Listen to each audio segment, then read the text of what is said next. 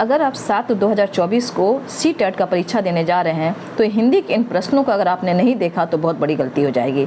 तो सबसे पहला प्रश्न है, हिंदी में वर्ण कितने होते हैं? तो आप सही आंसर है 52। सही आंसर है 52। हिंदी को राजभाषा कब घोषित किया गया? 14 सितंबर 1949 को संविधान निर्मात्री सभा ने राजभाषा घोषित किया। निजी भाषा शब्द का प्रयोग सबसे पहले किसने किया? तो वाइगोत्स्की द्वारा किया गया था। NEP 2020 के अनुसार यानी 2020 के अनुसार 1 से 5 तक किस भाषा में शिक्षा देना अनिवार्य है? तो इसका आंसर है मातृभाषा में।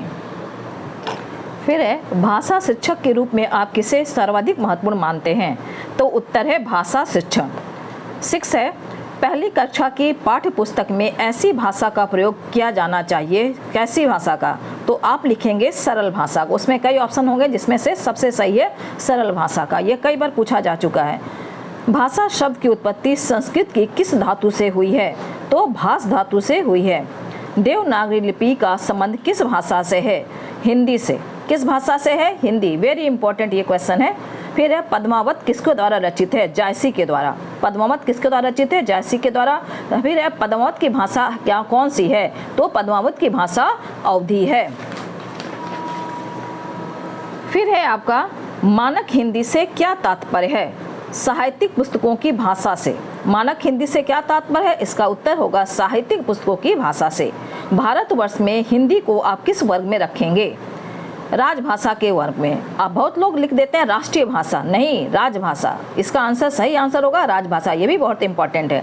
हिंदी किस भाषा की उत्तराधिकारिणी है? संस्कृत की।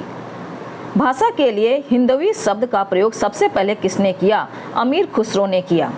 भारत की सबसे प्राचीन भाषा कौन सी है? संस्कृत। कौन सी भाषा देव भाषा है? तो भी इसका आंसर होगा संस्कृत।